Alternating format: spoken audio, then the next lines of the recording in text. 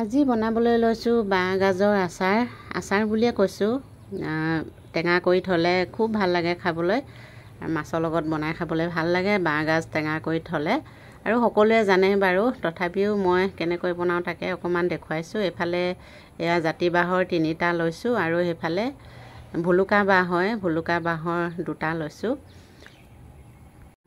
ধুই পখালি আনি ল'লোঁ কাটি বাছি, আৰু এতিয়া কাটি লওঁ মিহি মিহিকৈ। গুড়িখিনি মিহি মিহিকৈ পিহনাত পিচি পেনে থ'ম, আৰু কোমলীয়াখিনি বেলেগকৈ থ'ম। আৰু এতিয়া এয়া কাটি লৈছোঁ, কাটি পেলাই ভৰাই থৈ দিম আৰু বৈয়ামত টেঙা হোৱালৈকে।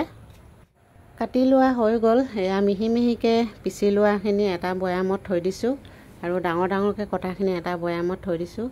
3-4 দিনমান লাগিব টেঙা হ'বলৈ। আৰু এইফালে এয়া কঁঠাল এটা গুচাই ফুটখিনি উলিয়াই থ'লোঁ। কোনেও নাখায় জানেনে, মই যি খালোঁ 2 ফুটামান। এতিয়া বাকীখিনি এয়া ফ্ৰিজতে ভৰাই থৈ দিওঁ, খাই যদি খাব, নাখালে আকৌ গুটিখিনি উলিয়াই থ'ব লাগিব। আৰু ফুটখিনি কিবা এটা বনাই খাম, আৰু এতিয়া ফ্ৰিজতে ভৰাই থৈ দিওঁ। আজি বনাবলৈ লৈছোঁ ৰঙালাও।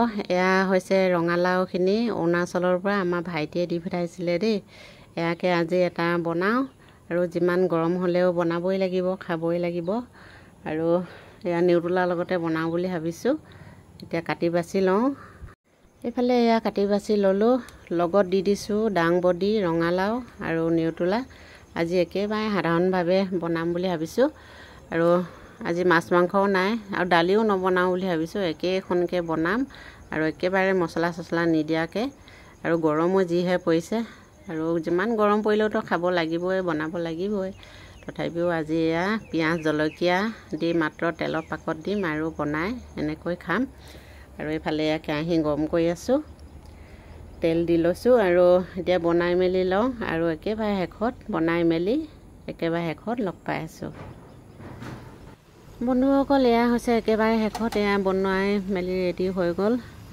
আজি এনেকৈ বনালোঁ দাংবডি, নিউট্ৰেলা, ৰঙালাও মিক্স ভাজি। একদম দালি চালি বনোৱা নাই, একেবাৰে এখনকৈ বনাইছোঁ। একেবাৰে সাধাৰণভাৱে, একেবাৰে মছলা চছলা নিদিয়াকৈ। আৰু মছলা এনেও খাবলৈ মন নাযায় গৰমত। এয়া এনেকৈ বনালোঁ আজি দুপৰীয়া সাজৰ। ভিডিঅ'টো ইমানতে সামৰিছোঁ। ভাল লাগিলে লাইক কৰিব, কমেণ্ট কৰিব, ছাবস্ক্ৰাইব কৰিব। আজিলৈ ইমানতে সামৰিছোঁ। লগ পাম আকৌ নতুন এটি ভিডিঅ'ত।